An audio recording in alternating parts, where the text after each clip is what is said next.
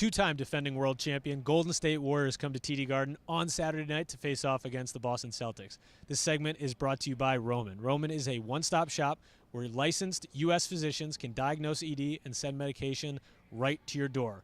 Go to GetRoman.com/garden. That's GetRoman.com/garden. So, First the Warriors. off, before you start, I want to give you a pat on the back. You did that on the first One try. take, one First take, Reed. Chris. There we go. Just got to get that out One there. take read, I appreciate it. Celtics Warriors Saturday night, obviously one of the biggest games on the schedule. Yeah. Every team has the Warriors circled on their calendar.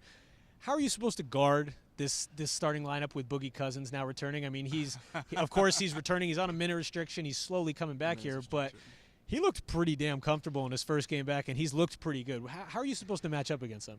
It's going to be tough. I think that the best way to defend the Warriors is if you play off Draymond Green. I mean, some teams have done that. Sag off him a little bit. Because he is the liability of that team offensively. Which is crazy to say he's a liability. Because he's not really a liability. Right, exactly. But he is compared to the rest of that lineup. And I think he's a liability in the sakes of from the perimeter standpoint, right? Mm-hmm. But if he's bringing the ball up the court, he's dangerous. What makes the Warriors even more dangerous is that they got 5 ball handlers. But to answer your question, I think the best way to defend them, you sag off Draymond Green and you just hope for the best, you know? Yeah. The Lakers were kind of a blueprint of how to get destroyed by the Warriors, where the other 4 weren't really playing that well.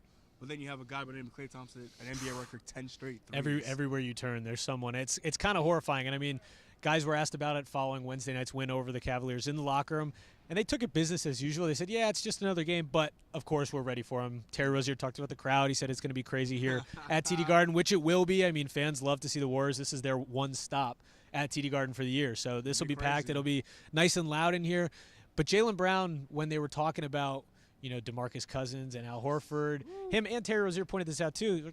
He's got to guard Al too. So how do you think Al Horford compares with Boogie Cousins? I mean, they're significantly different bigs. But how do you think Boogie Cousins can defend Al Horford? Do you think his game kind of suits well against him? I'll say this. It sounds kind of ridiculous because DeMarcus Cousins can overpower someone like Al Horford. But still, Al Horford's a great defender. He's a great defender. I'll say this, though. DeMarcus Cousins doesn't jump that much. No, he doesn't. That's an interesting thing. DeMarcus Cousins led the league and has led the league repeatedly getting his shot blocked, right? So vertically, I think Al kind of has him. I think Al has more ups than DeMarcus. So laterally, I think he has an advantage. Size-wise, obviously DeMarcus has, a little bit more girth, with that. But I don't – and Al's not an offensive player. Right. Al's more of a pick-and-pop, pick-and-roll type of guy. He's not going to create his own shot in the post.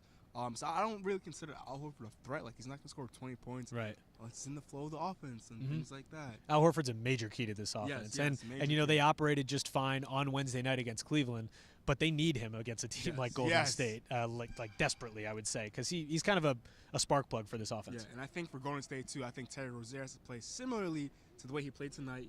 Not 24 points, but maybe like 12 points, 4 assists, something like that. And just have a plus-minus of, in the positive rating. I think Jaylen Brown has to step up.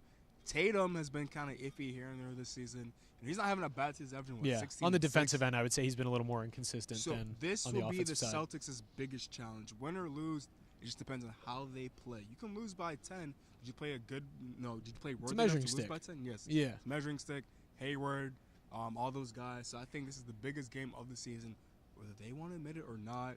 You're playing a healthy, and both teams are healthy. Man, both teams are healthy, which is nice, assuming Kyrie Irving is, he's gotten rid of the flu by that point. Yes. Where's Marcus Smart, real quick, before we wrap up? Where do you see Marcus Smart matching up? Is he on Klay? Is he on He'll Draymond? be on Steph. He'll be on Steph?